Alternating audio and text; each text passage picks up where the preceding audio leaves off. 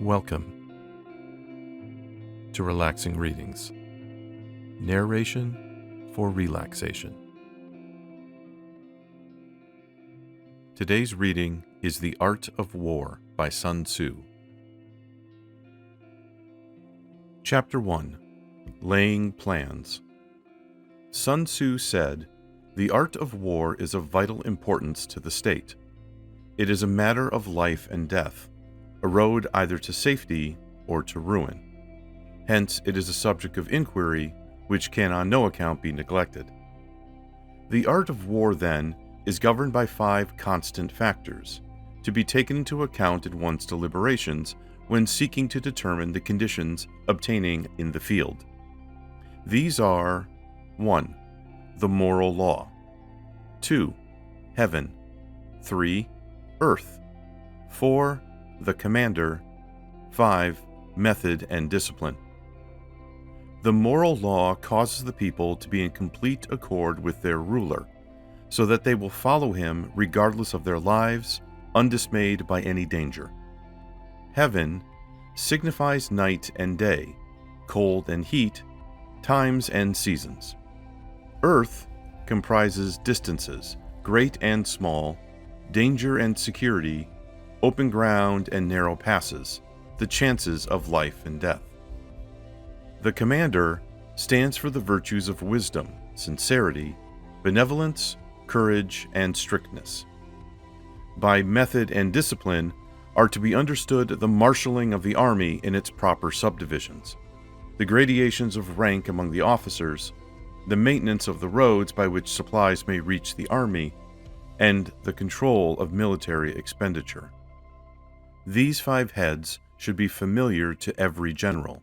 He who knows them will be victorious. He who knows them not will fail. Therefore, in your deliberations, when seeking to determine the military conditions, let them be made the basis of a comparison. In this wise: 1. Which of the 2 sovereigns is imbued with the moral law? 2. Which of the 2 generals has most ability? 3. With whom lie the advantages derived from heaven and earth? 4. On which side is discipline most rigorously enforced? 5. Which army is the stronger? 6. On which side are officers and men more highly trained? 7. In which army is there the greater constancy both in reward and punishment? By means of these 7 considerations, I can forecast victory or defeat. The general that hearkens to my counsel and acts upon it will conquer. Let such a one be retained in command. The general that hearkens not to my counsel, nor acts upon it, will suffer defeat. Let such a one be dismissed. While heeding the profit of my counsel, avail yourself also of any helpful circumstances over and beyond the ordinary rules. According as circumstances are favorable, one should modify one's plans. All warfare is based on deception. Hence, when able to attack, we must seem unable. When using our forces, we must seem inactive. When we are near, we must make the enemy believe we are far away. When far away, we must make him believe we are near. Hold out baits to entice the enemy. Feign disorder and crush him. If he is secure at all points, be prepared for him. If he is in superior strength, evade him. If your opponent is of choleric temper, seek to irritate him. Pretend to be weak, that he may grow arrogant. If he is taking his ease, give him no rest. If his forces are united, separate them. Attack him where he is unprepared. Appear where you are not expected. These military devices, leading to victory, must not be divulged beforehand. Now the general who wins a battle makes many calculations in his temple ere the battle is fought. The general who loses a battle makes but few calculations beforehand. Thus, do many calculations lead to victory, and few calculations to defeat? How much more no calculation at all? It is by attention to this point that I can foresee who is likely to win or lose. Chapter 2. Waging War.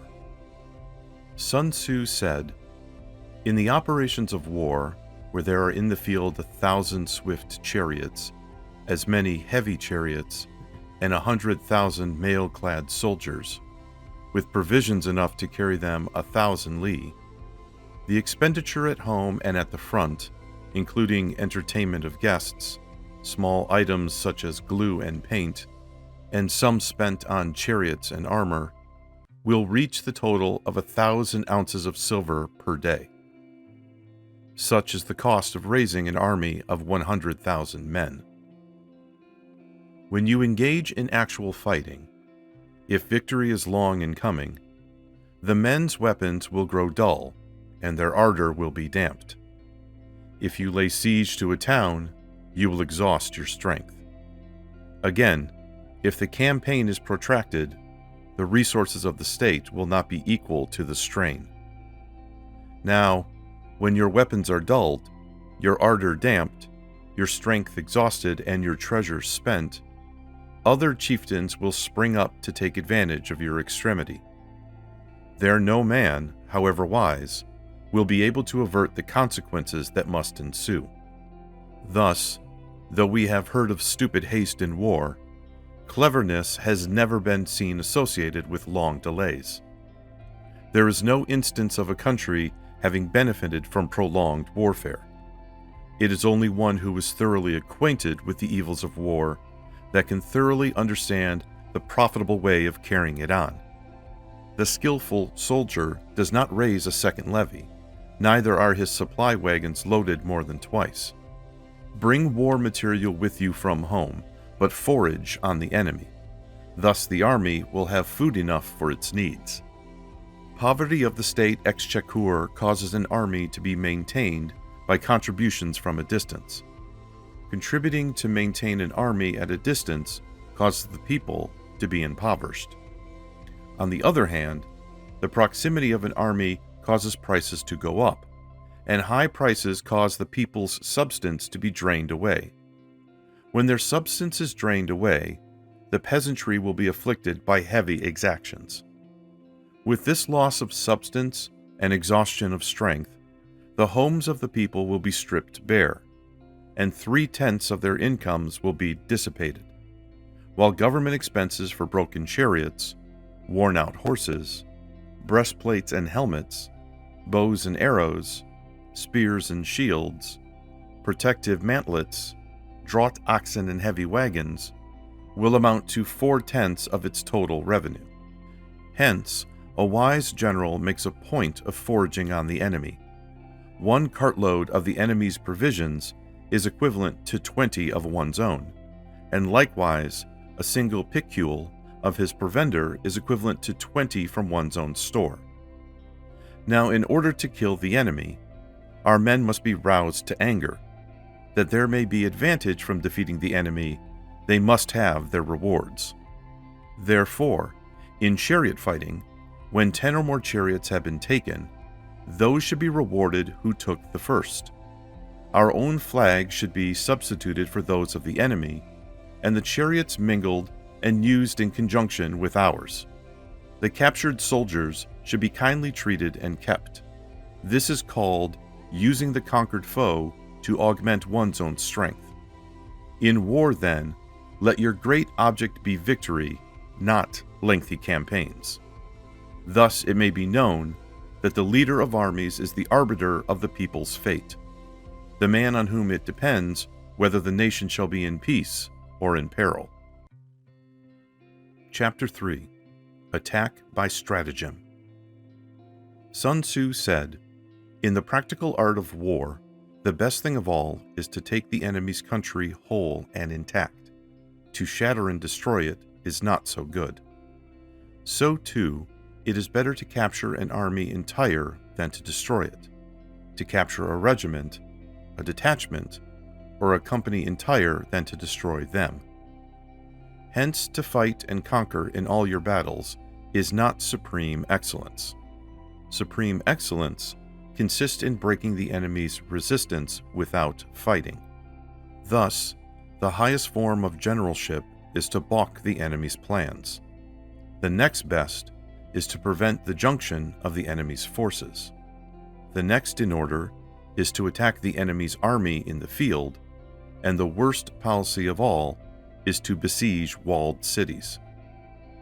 The rule is not to besiege walled cities if it can possibly be avoided. The preparation of mantlets, movable shelters, and various implements of war will take up 3 whole months, and the piling up of mounds over against the walls will take 3 months more.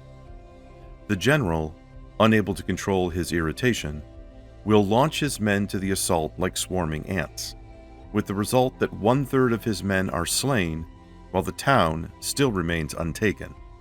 Such are the disastrous effects of a siege. Therefore, the skillful leader subdues the enemy's troops without any fighting. He captures their cities without laying siege to them. He overthrows their kingdom without lengthy operations in the field. With his forces intact, he will dispute the mastery of the empire, and thus, without losing a man, his triumph will be complete. This is the method of attacking by stratagem. It is the rule in war. If our forces are 10 to the enemy's 1, to surround him. If 5 to 1, to attack him. If twice as numerous, to divide our army into 2. If equally matched, we can offer battle. If slightly inferior in numbers, we can avoid the enemy. If quite unequal in every way, we can flee from him. Hence, though an obstinate fight may be made by a small force, in the end it must be captured by the larger force. Now the general is the bulwark of the state. If the bulwark is complete at all points, the state will be strong. If the bulwark is defective, the state will be weak. There are 3 ways in which a ruler can bring misfortune upon his army. 1.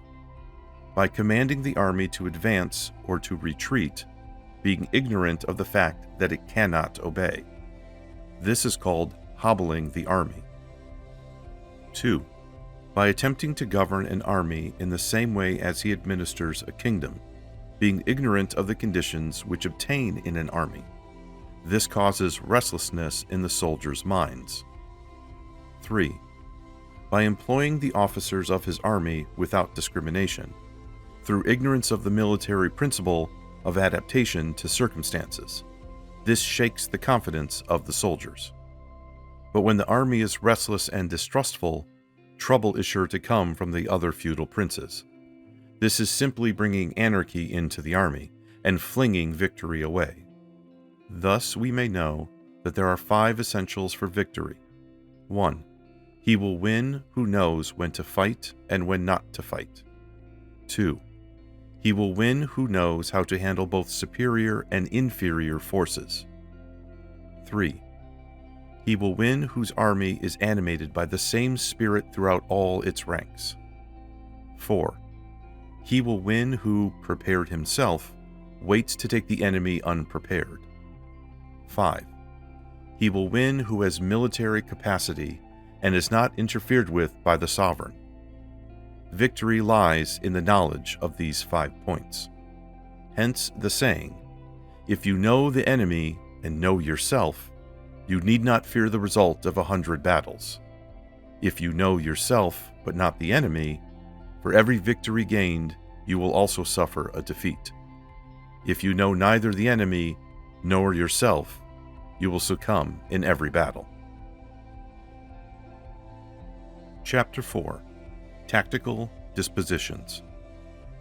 Sun Tzu said, "The good fighters of old first put themselves beyond the possibility of defeat, and then waited for an opportunity of defeating the enemy. To secure ourselves against defeat lies in our own hands, but the opportunity of defeating the enemy is provided by the enemy himself. Thus the good fighter is able to secure himself against defeat, but cannot make certain of defeating the enemy. Hence the saying, one may know how to conquer without being able to do it. Security against defeat implies defensive tactics. Ability to defeat the enemy means taking the offensive. Standing on the defensive indicates insufficient strength. Attacking, a superabundance of strength. The general who is skilled in defense hides in the most secret recesses of the earth. He who is skilled in attack flashes forth from the topmost heights of heaven. Thus, on the one hand, we have ability to protect ourselves. On the other, a victory that is incomplete. To see victory only when it is within the ken of the common herd is not the acme of excellence. Neither is it the acme of excellence if you fight and conquer and the whole empire says, "Well done." To lift an autumn hair is no sign of great strength. To see sun and moon is no sign of sharp sight. To hear the noise of thunder is no sign of a quick ear. What the ancients called a clever fighter is one who not only wins, but excels in winning with ease. Hence his victories bring him neither reputation for wisdom nor credit for courage. He wins his battles by making no mistakes. Making no mistakes is what establishes the certainty of victory, for it means conquering an enemy that is already defeated. Hence, the skillful fighter puts himself into a position which makes defeat impossible and does not miss the moment for defeating the enemy. Thus it is that in war, the victorious strategist only seeks battle after the victory has been won, whereas he who is destined to defeat first fights and afterwards looks for victory. The consummate leader cultivates the moral law and strictly adheres to method and discipline. Thus it is in his power to control success. In respect of military method, we have firstly, measurement, secondly, estimation of quantity, thirdly, calculation, fourthly, balancing of chances, fifthly, victory. Measurement owes its existence to earth, estimation of quantity to measurement, calculation to estimation of quantity, balancing of chances to calculation, and victory to balancing of chances. A victorious army, opposed to a routed one, is as a pound's weight placed in the scale against a single grain. The onrush of a conquering force is like the bursting of pent-up waters into a chasm of 1,000 fathoms deep. So much for tactical dispositions. Chapter 5. Energy. Sun Tzu said, "The control of a large force is the same principle as the control of a few men. It is merely a question of dividing up their numbers." Fighting with a large army under your command is nowise different from fighting with a small one. It is merely a question of instituting signs and signals.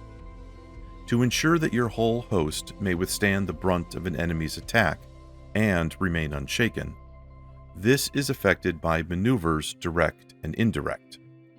That the impact of your army may be like a grindstone dashed against an egg. This is effected by the science of weak points and strong. In all fighting, the direct method may be used for joining battle, but indirect methods will be needed in order to secure victory. Indirect tactics, efficiently applied, are inexhaustible as heaven and earth, unending as the flow of rivers and streams. Like the sun and moon, they end but to begin anew. Like the 4 seasons, they pass away but to return once more. There are not more than 5 musical notes, yet the combinations of these 5 give rise to more melodies than can ever be heard. There are not more than 5 primary colors: blue, yellow, red, white, and black.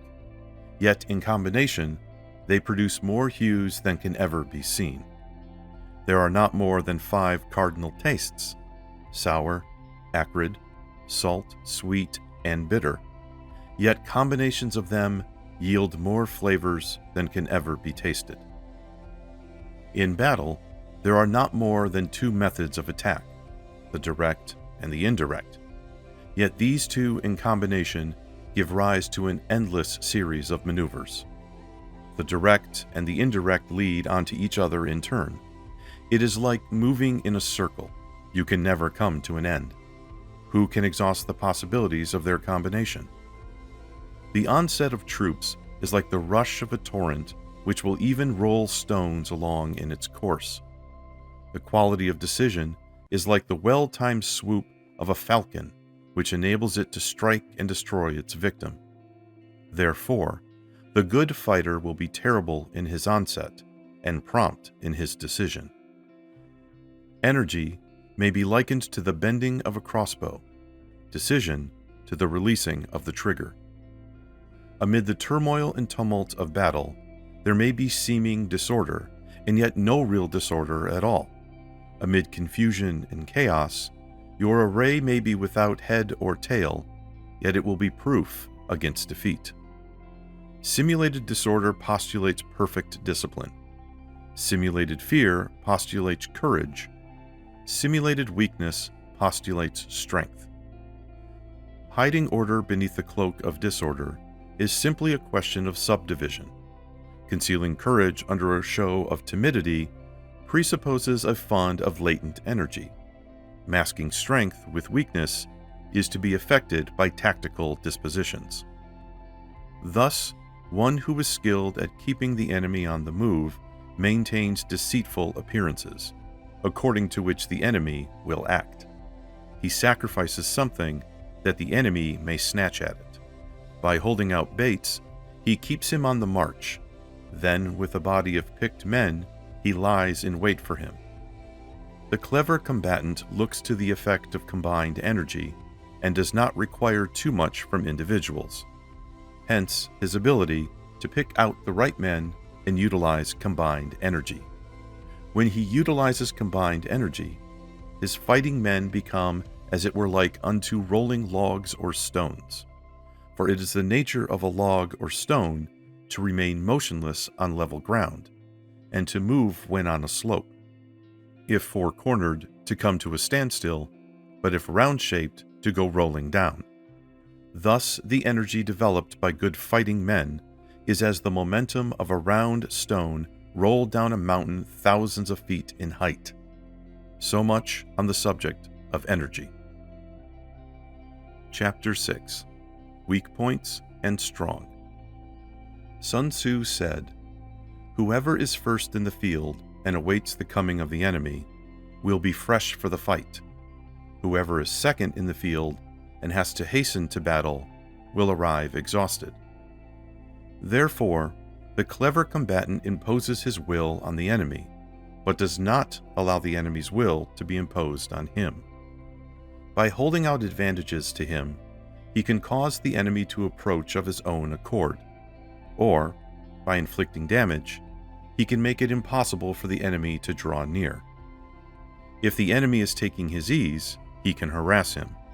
If well supplied with food, he can starve him out. If quietly encamped, he can force him to move. Appear at points which the enemy must hasten to defend. March swiftly to places where you are not expected.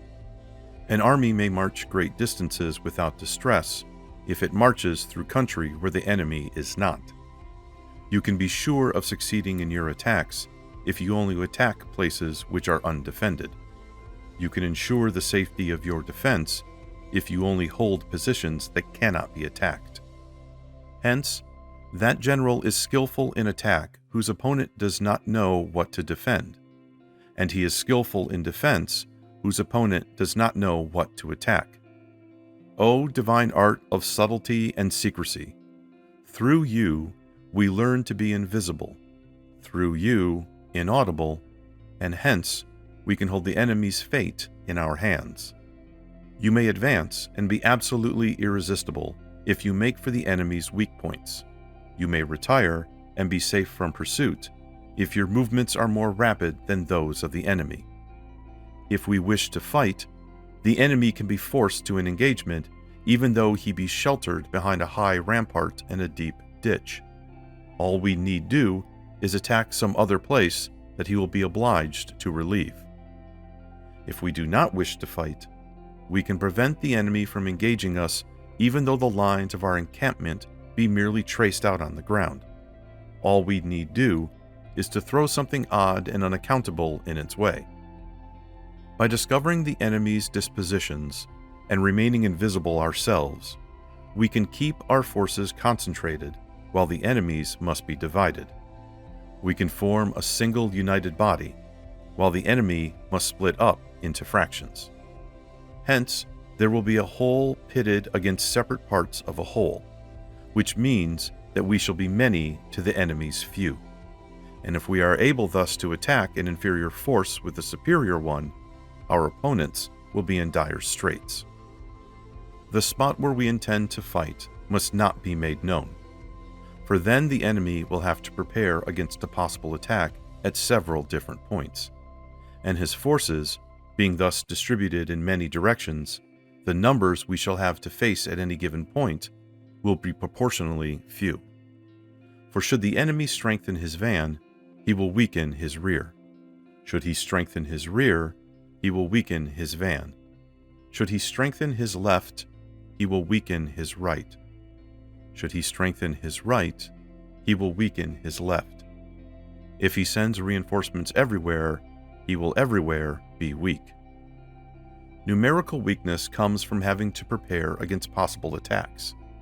Numerical strength from compelling our adversary to make these preparations against us. Knowing the place and the time of the coming battle, we may concentrate from the greatest distances in order to fight. But if neither time nor place be known, then the left wing will be impotent to succor the right, and the right equally impotent to succor the left, the van unable to relieve the rear, or the rear to support the van. How much more so if the furthest portions of the army are anything under 100 li apart, and even the nearest are separated by several li. Though according to my estimate, the soldiers of you exceed our own in number, that shall advantage them nothing in the matter of victory. I say then that victory can be achieved. Though the enemy be stronger in numbers, we may prevent him from fighting, scheme so as to discover his plans and the likelihood of their success. Rouse him and learn the principle of his activity or inactivity. Force him to reveal himself so as to find out his vulnerable spots. Carefully compare the opposing army with your own, so that you may know where strength is superabundant and where it is deficient. In making tactical dispositions, the highest pitch you can attain is to conceal them. Conceal your dispositions, and you will be safe from the prying of the subtlest spies, from the machinations of the wisest brains. How victory may be produced for them out of the enemy's own tactics, that is what the multitude cannot comprehend. All men can see the tactics whereby I conquer, but what none can see is the strategy out of which victory is evolved. Do not repeat the tactics which have gained you one victory, but let your methods be regulated by the infinite variety of circumstances. Military tactics are like unto water, for water, in its natural course, runs away from high places and hastens downwards. So in war, the way is to avoid what is strong and to strike at what is weak. Water shapes its course according to the nature of the ground over which it flows. The soldier works out his victory in relation to the foe whom he is facing. Therefore, just as water retains no constant shape, so in warfare there are no constant conditions. He who can modify his tactics in relation to his opponent, and thereby succeed in winning, may be called a heaven-born captain. The 5 elements, water, fire, wood, metal, earth, are not always equally predominant. The 4 seasons make way for each other in turn. There are short days and long. The moon has its periods of waning and waxing. Chapter 7. Maneuvering. Sun Tzu said, "In war, the general receives his commands from the sovereign. Having collected an army and concentrated his forces, he must blend and harmonize the different elements thereof before pitching his camp. After that comes tactical maneuvering, than which there is nothing more difficult. The difficulty of tactical maneuvering consists in turning the devious into the direct, and misfortune into gain. Thus, to take a long and circuitous route after enticing the enemy out of the way, and though starting after him, to contrive to reach the goal before him, shows knowledge of the artifice of deviation. Maneuvering with an army is advantageous, with an undisciplined multitude most dangerous. If you set a fully equipped army in march in order to snatch an advantage, the chances are that you will be too late. On the other hand, to detach a flying column for the purpose involves the sacrifice of its baggage and stores. Thus, if you order your men to roll up their buff coats and make forced marches without halting day or night, covering double the usual distance at a stretch, doing 100 li in order to wrest an advantage, the leaders of all your 3 divisions will fall into the hands of the enemy. The stronger men will be in front, the jaded ones will fall behind, and on this plan only 1/10 of your army will reach its destination. If you march 50 li in order to outmaneuver the enemy, you will lose the leader of your first division, and only half your force will reach the goal. If you march 30 li with the same object, 2/3 of your army will arrive. We may take it then that an army without its baggage train is lost. Without provisions, it is lost. Without bases of supply, it is lost. We cannot enter into alliances until we are acquainted with the designs of our neighbors. We are not fit to lead an army on the march unless we are familiar with the face of the country, its mountains and forests, its pitfalls and precipices, its marshes and swamps. We shall be unable to turn natural advantages to account unless we make use of local guides. In war, practice dissimulation, and you will succeed. Move only if there is a real advantage to be gained. Whether to concentrate or to divide your troops must be decided by circumstances. Let your rapidity be that of the wind, your compactness that of the forest. In raiding and plundering be like fire, in immovability like a mountain. Let your plans be dark and impenetrable as night, and when you move, fall like a thunderbolt. When you plunder a countryside, let the spoil be divided amongst your men. When you capture new territory, cut it up into allotments for the betterment of the soldiery. Ponder and deliberate before you make a move. He will conquer who has learnt the artifice of deviation. Such is the art of maneuvering. The Book of Army Management says, on the field of battle, the spoken word does not carry far enough, hence the institution of gongs and drums. Nor can ordinary objects be seen clearly enough, hence the institution of banners and flags. Gongs and drums, banners and flags, are means whereby the ears and eyes of the host may be focused on one particular point. The host, thus forming a single united body, is it impossible either for the brave to advance alone or for the cowardly to retreat alone. This is the art of handling large masses of men. In night fighting, then, make much use of signal fires and drums, and in fighting by day, of flags and banners, as a means of influencing the ears and eyes of your army. A whole army may be robbed of its spirit. A commander-in-chief may be robbed of his presence of mind. Now a soldier's spirit is keenest in the morning. By noonday it has begun to flag, and in the evening his mind is bent only on returning to camp. A clever general, therefore, avoids an army when its spirit is keen, but attacks it when it is sluggish and inclined to return. This is the art of studying moods. Disciplined and calm, to await the appearance of disorder and hubbub amongst the enemy. This is the art of retaining self-possession. To be near the goal while the enemy is still far from it, to wait at ease while the enemy is toiling and struggling, to be well fed while the enemy is famished, This is the art of husbanding one's strength. To refrain from intercepting an enemy whose banners are in perfect order, to retain from attacking an army drawn up in calm and confident array, this is the art of studying circumstances. It is a military axiom not to advance uphill against the enemy, nor to oppose him when he comes downhill. Do not pursue an enemy who simulates flight. Do not attack soldiers whose temper is keen. Do not swallow a bait offered by the enemy. Do not interfere with an army that is returning home. When you surround an army, leave an outlet free. Do not press a desperate foe too hard. Such is the art of warfare. Chapter 8. Variation of Tactics. Sun Tzu said, "In war, the general receives his commands from the sovereign, collects his army, and concentrates his forces. When in difficult country, do not encamp. In country where high roads intersect, join hands with your allies.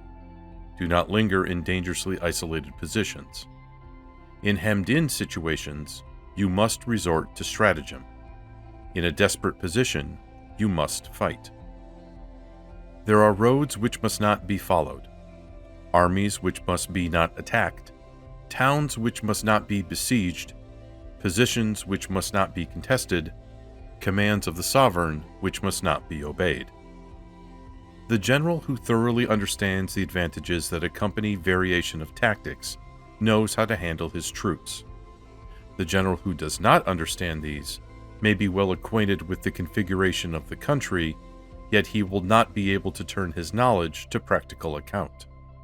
So, the student of war who is unversed in the art of war of varying his plans, even though he be acquainted with the 5 advantages, will fail to make the best use of his men. Hence, in the wise leader's plans, considerations of advantage and of disadvantage will be blended together. If our expectation of advantage be tempered in this way, we may succeed in accomplishing the essential part of our schemes. If, on the other hand, in the midst of difficulties we are always ready to seize an advantage, we may extricate ourselves from misfortune. Reduce the hostile chiefs by inflicting damage on them, and make trouble for them, and keep them constantly engaged. Hold out specious allurements, and make them rush to any given point. The art of war teaches us to rely not on the likelihood of the enemy's not coming, but on our own readiness to receive him, not on the chance of his not attacking, but rather on the fact that we have made our position unassailable. There are 5 dangerous faults which may affect a general. 1. Recklessness, which leads to destruction. 2. Cowardice, which leads to capture. 3. A hasty temper, which can be provoked by insults. 4. A delicacy of honor, which is sensitive to shame. 5. Over-solicitude for his men, which exposes him to worry and trouble. These are the 5 besetting sins of a general, ruinous to the conduct of war. When an army is overthrown and its leader slain, the cause will surely be found among these 5 dangerous faults. Let them be a subject of meditation. Chapter 9. The Army on the March. Sun Tzu said, "We come now to the question of encamping the army, and observing signs of the enemy. Pass quickly over mountains, and keep in the neighborhood of valleys. Camp in high places facing the sun. Do not climb heights in order to fight. So much for mountain warfare. After crossing a river, you should get far away from it. When an invading force crosses a river in its own onward march, do not advance to meet it midstream. It will be best to let half the army get across, and then deliver your attack. If you are anxious to fight, you should not go to meet the invader near a river which he has to cross. Moor your craft higher up than the enemy and facing the sun. Do not move upstream to meet the enemy. So much for river warfare. In crossing salt marshes, your sole concern should be to get over them quickly, without any delay. If forced to fight in a salt marsh, you should have water and grass near you, and get your back to a clump of trees. So much for operations in salt marshes.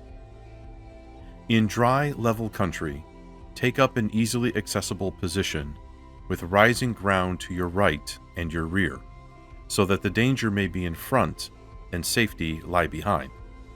So much for campaigning in flat country.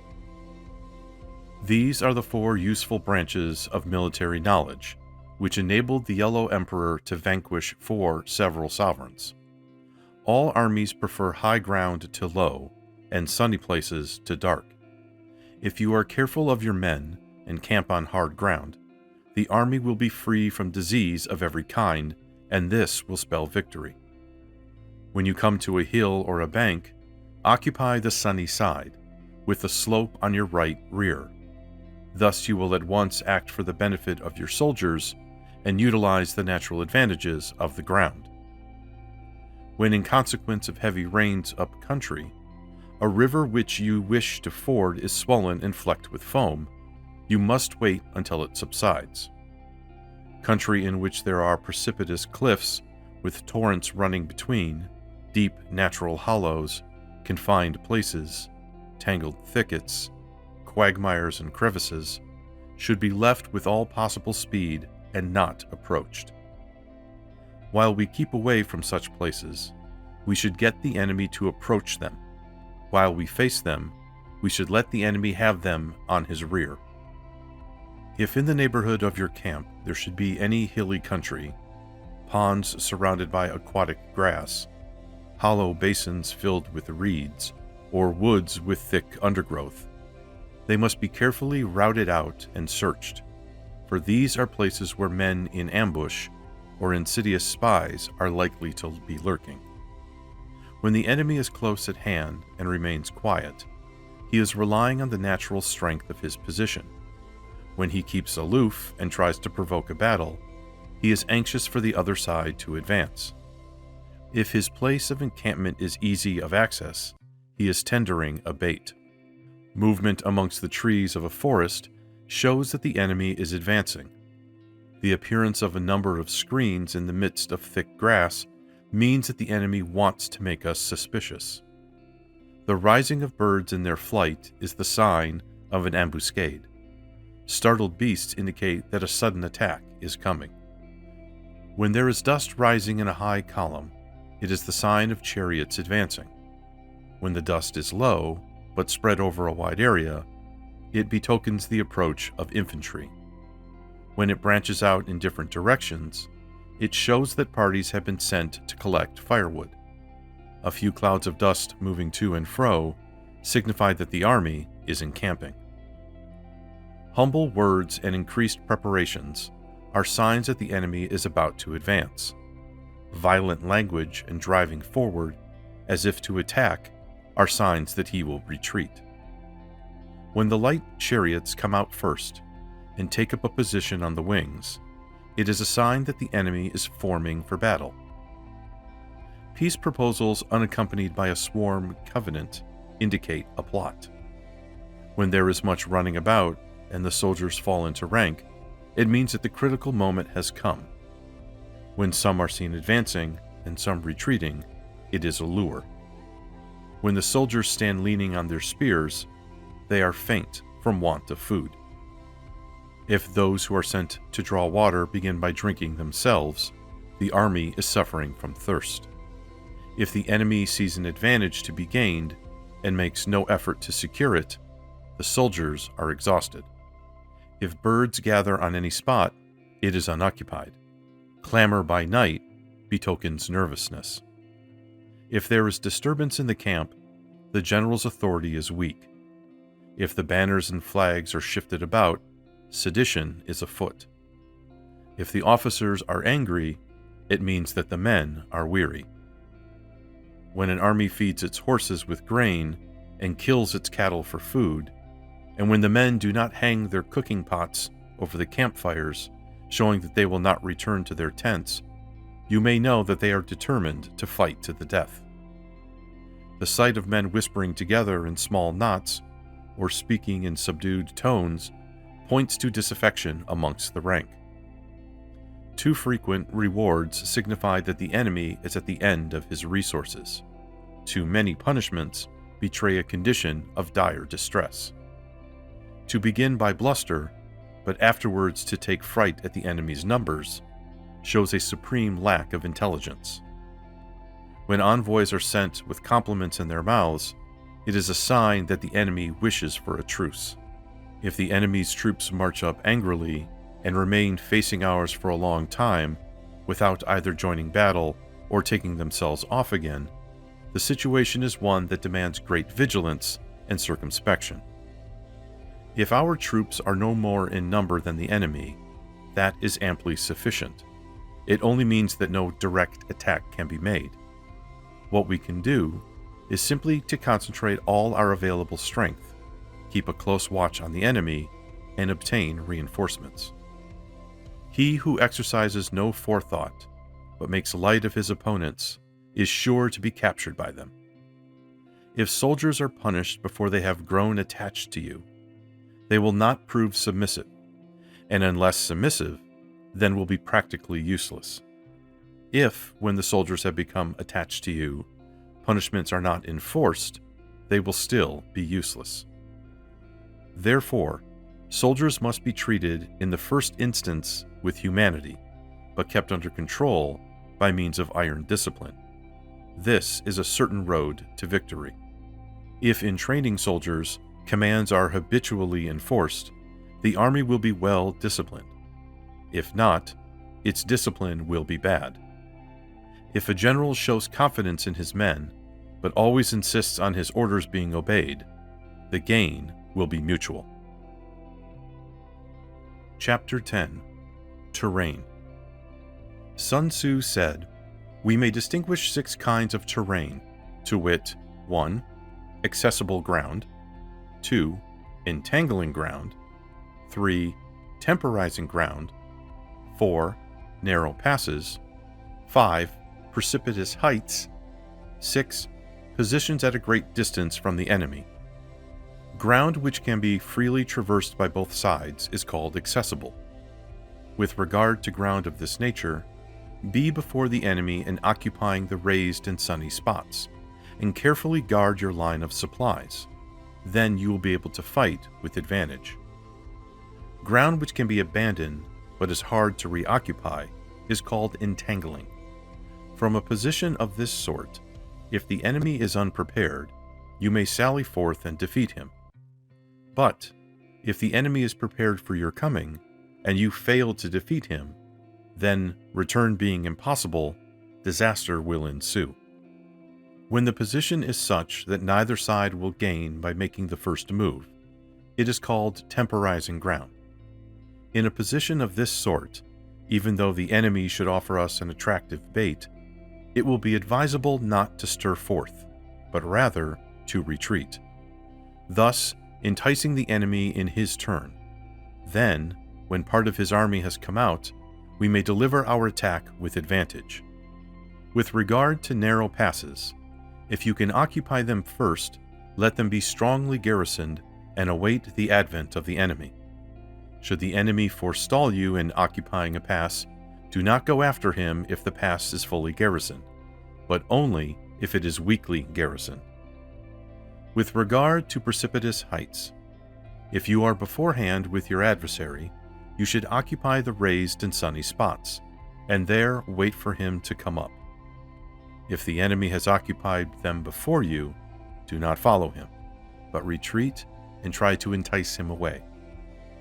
If you are situated at a great distance from the enemy, and the strength of the 2 armies is equal, it is not easy to provoke a fight, and fighting will be to your disadvantage. These 6 are the principles connected with earth. The general who has attained a responsible post must be careful to study them.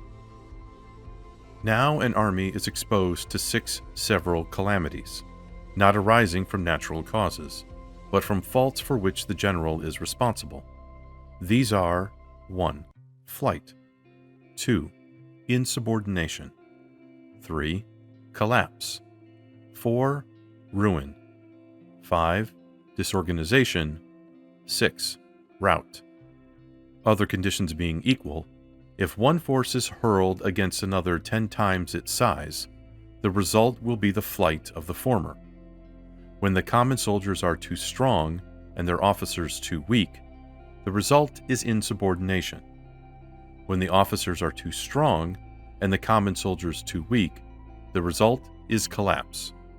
When the higher officers are angry and insubordinate, and on meeting the enemy give battle on their own account from a feeling of resentment, before the commander-in-chief can tell whether or not he is in a position to fight, the result is ruin. When the general is weak and without authority, when his orders are not clear and distinct, when there are no fixed duties assigned to officers and men, and the ranks are formed in a slovenly, haphazard manner, the result is utter disorganization. When a general, unable to estimate the enemy's strength, allows an inferior force to engage a larger one, or hurls a weak detachment against a powerful one, and neglects to place picked soldiers in the front rank, the result must be a rout. These are 6 ways of courting defeat, which must be carefully noted by the general who has attained a responsible post. The natural formation of the country is the soldier's best ally, but a power of estimating the adversary, of controlling the forces of victory, and of shrewdly calculating difficulties, dangers, and distances, constitutes the test of a great general. He who knows these things, and in fighting puts his knowledge into practice, will win his battles. He who knows them not, nor practices them, will surely be defeated. If fighting is sure to result in victory, then you must fight, even though the ruler forbid it. If fighting will not result in victory, then you must not fight, even at the ruler's bidding. The general who advances without coveting fame, and retreats without fearing disgrace, whose only thought is to protect his country and do good service for his sovereign, is the jewel of the kingdom. Regard your soldiers as your children, and they will follow you into the deepest valleys. Look on them as your own beloved sons, and they will stand by you even unto death. If, however, you are indulgent, but unable to make your authority felt, kind-hearted, but unable to enforce your commands, and incapable, moreover, of quelling disorder, then your soldiers must be likened to spoilt children. They are useless for any practical purpose. If we know that our men are in a condition to attack, but are unaware that the enemy is not open to attack, we have gone only halfway towards victory. If we know that the enemy is open to attack, but are unaware that our own men are not in a condition to attack, we have gone only halfway towards victory. If we know that the enemy is open to attack, and also know that our men are in a condition to attack, but are unaware that the nature of the ground makes fighting impractical, we have still gone only halfway towards victory. Hence, the experienced soldier, once in motion, is never bewildered. Once he has broken camp, he is never at a loss. Hence the saying, if you know the enemy and know yourself, your victory will not stand in doubt. If you know heaven and know earth, you may make your victory complete. Chapter 11. The 9 Situations. Sun Tzu said, "The art of war recognizes 9 varieties of ground. 1. Dispersive ground. 2. Facile ground. 3. Contentious ground. 4. Open ground. 5. Ground of intersecting highways. 6. Serious ground. 7. Difficult ground. 8. Hemmed-in ground. 9. Desperate ground." When a chieftain is fighting in his own territory, it is dispersive ground. When he has penetrated into hostile territory, but to no great distance, it is facile ground. Ground the possession of which imports great advantage to either side is contentious ground. Ground on which each side has liberty of movement is open ground. Ground which forms the key to 3 contiguous states, so that he who occupies it first has most of the empire at his hand, is ground of intersecting highways. When an army has penetrated into the heart of a hostile country, leaving a number of fortified cities in its rear, it is serious ground. Mountain forests, rugged steeps, marshes and fens, all country that is hard to traverse, this is difficult ground. Ground which is reached through narrow gorges, and from which we can only retire by tortuous paths, so that a small number of the enemy could suffice to crush a large body of our men, this is hemmed-in ground. Ground on which we can only be saved from destruction by fighting, without delay, is desperate ground. On dispersive ground, therefore, fight not. On facile ground, halt not. On contentious ground, attack not. On open ground, do not try to block the enemy's way. On ground of intersecting highways, join hands with your allies. On serious ground, gather in plunder. In difficult ground, keep steadily on the march. On hemmed-in ground, resort to stratagem. On desperate ground, fight. Those who were called skillful leaders of old knew how to drive a wedge between the enemy's front and rear, to prevent cooperation between his large and small divisions, to hinder the good troops from rescuing the bad, the officers from rallying their men. When the enemy's men were scattered, they prevented them from concentrating. Even when their forces were united, they managed to keep them in disorder. When it was to their advantage, they made a forward move. When otherwise, they stopped still. If asked how to cope with a great host of the enemy in orderly array and on the point of marching to the attack, I should say, begin by seizing something which your opponent holds dear. Then he will be amenable to your will. Rapidity is the essence of war. Take advantage of the enemy's unreadiness, make your way by unexpected routes, and attack unguarded spots. The following are the principles to be observed by an invading force. The further you penetrate into a country, the greater will be the solidarity of your troops, and thus the defenders will not prevail against you. Make forays into fertile country in order to supply your army with food. Carefully study the well-being of your men and do not overtax them. Concentrate your energy and hoard your strength. Keep your army continually on the move and devise unfathomable plans. Throw your soldiers into positions whence there is no escape, and they will prefer death to flight. If they will face death, there is nothing they may not achieve. Officers and men alike will put forth their uttermost strength. Soldiers, when in desperate straits, lose the sense of fear. If there is no place of refuge, they will stand firm. If they are in the heart of a hostile country, they will show a stubborn front. If there is no help for it, they will fight hard. Thus, without waiting to be marshaled, the soldiers will be constantly on the qui vive. Without waiting to be asked, they will do your will. Without restrictions, they will be faithful. Without giving orders, they can be trusted. Prohibit the taking of omens, and do away with superstitious doubts. Then, until death itself comes, no calamity need be feared. If our soldiers are not overburdened with money, it is not because they have a distaste for riches. If their lives are not unduly long, it is not because they are disinclined to longevity. On the day they are ordered out to battle, your soldiers may weep, those sitting up bedewing their garments, and those lying down letting the tears run down their cheeks. But let them once be brought to bay, and they will display the courage of a Chu or a Kui. The skillful tactician might be likened to a Shui Zhan. Now, the Shui Zhan is a snake that is found in the Chang Mountains. Strike at its head, and you will be attacked by its tail. Strike at its tail, and you will be attacked by its head. Strike at its middle, and you will be attacked by head and tail both.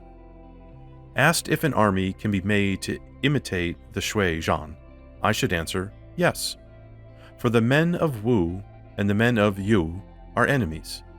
Yet if they are crossing a river in the same boat, and are caught by a storm, they will come to each other's assistance just as the left hand helps the right.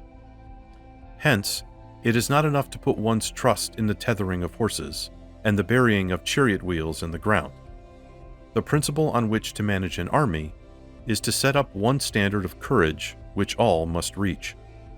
How to make the best of both strong and weak, that is a question involving the proper use of ground. Thus, the skillful general conducts his army just as though he were leading a single man, willy-nilly, by the hand. It is the business of a general to be quiet, and thus ensure secrecy, upright and just, and thus maintain order. He must be able to mystify his officers and men by false reports and appearances, and thus keep them in total ignorance.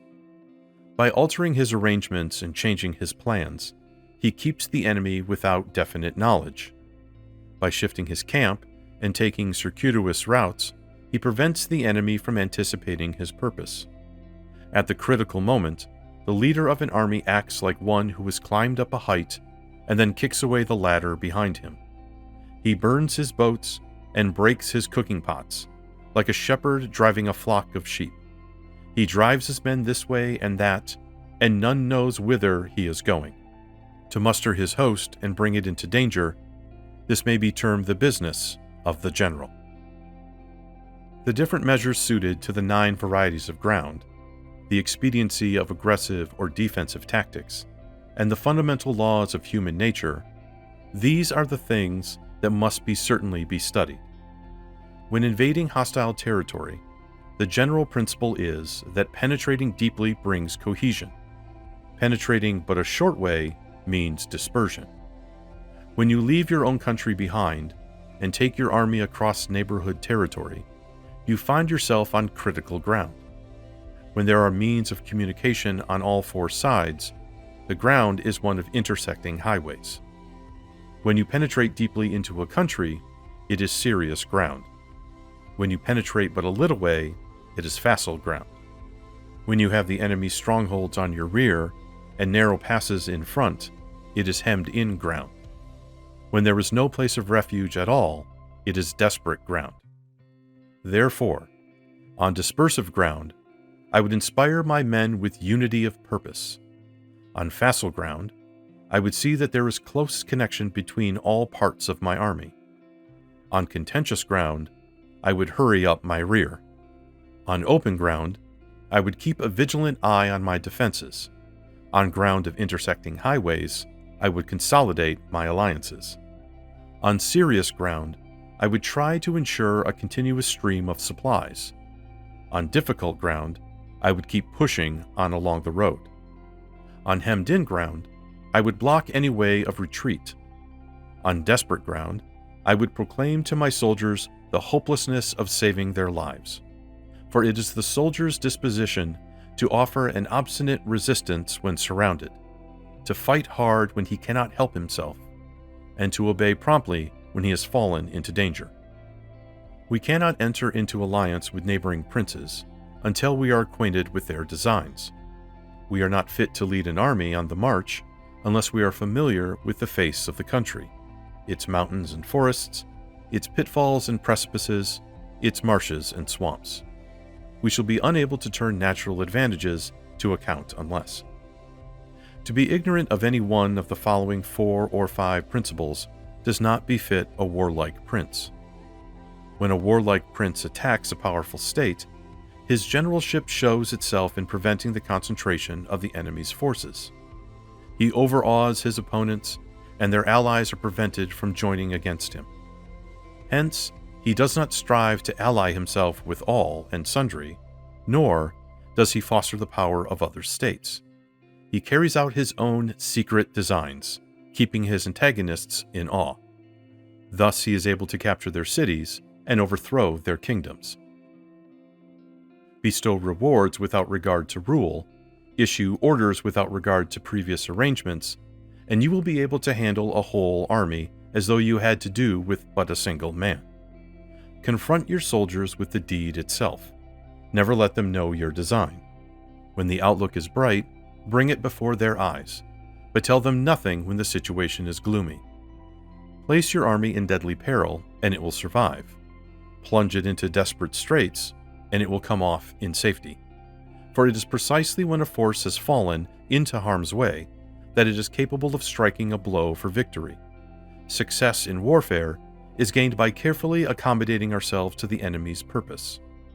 By persistently hanging on the enemy's flank, we shall succeed in the long run in killing the commander-in-chief. This is called ability to accomplish a thing by sheer cunning.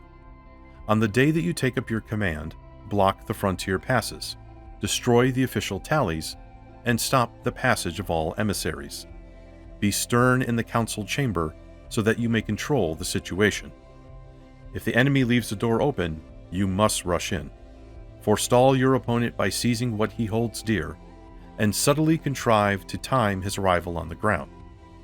Walk in the path defined by rule, and accommodate yourself to the enemy until you can fight a decisive battle. At first, then, exhibit the coyness of a maiden until the enemy gives you an opening. Afterwards, emulate the rapidity of a running hare, and it will be too late for the enemy to oppose you. Chapter 12. The Attack by Fire. Sun Tzu said, "There are 5 ways of attacking with fire. The first is to burn soldiers in their camp.